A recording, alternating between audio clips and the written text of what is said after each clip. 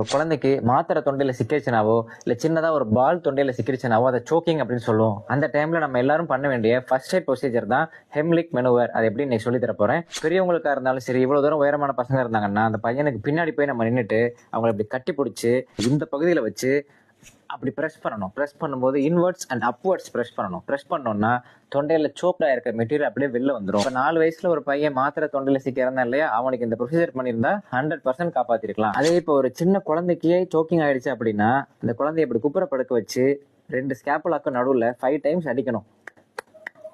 இப்படி அடிச்சுட்டு அதுக்கப்புறம் இப்படி திருப்ப படுக்க வச்சு நான் சொன்ன அதே பகுதியில் 2 விரலை வச்சு 5 டைம்ஸ் ப்ரெஸ் பண்ணணும். ஒரு இன்ச் உள்ள போற அளவுக்கு திரும்ப குப்புற படுக்க வச்சு 5 டைம்ஸ் ரிப்பீட் பண்ணணும். 5 டைம்ஸ் ப்ரெஸ் பண்ணணும். இந்த ப்ரொசீஜரை நம்ம 3 to 4 டைம்ஸ் ரிப்பீட் பண்ணலாம்.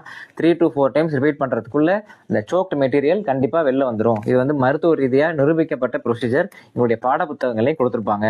இது எல்லா ஸ்கூல்லையுமே எல்லா பசங்களுக்கும் தெரிஞ்சிருக்கணும், டீச்சர்ஸ்க்கும் தெரிஞ்சிருக்கணும். என்னோட பசங்களுக்கு நான் இதை ஆல்ரெடி சொல்லி கொடுத்துட்டேன்.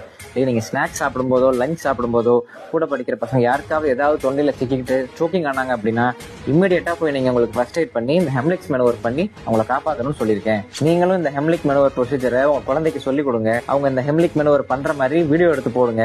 சோக்கிங் ஆன ஒரு குழந்தைய காப்பாத்துறது எப்படி அப்படிங்கறத உலகம் ஃபுல்லா நம்ம ட்ரெண்டிங் ஆக்கணும். இனிமே ஒரு குழந்தையோட உயிர் கூட இந்த சோக்கிங்னால போகக்கூடாது.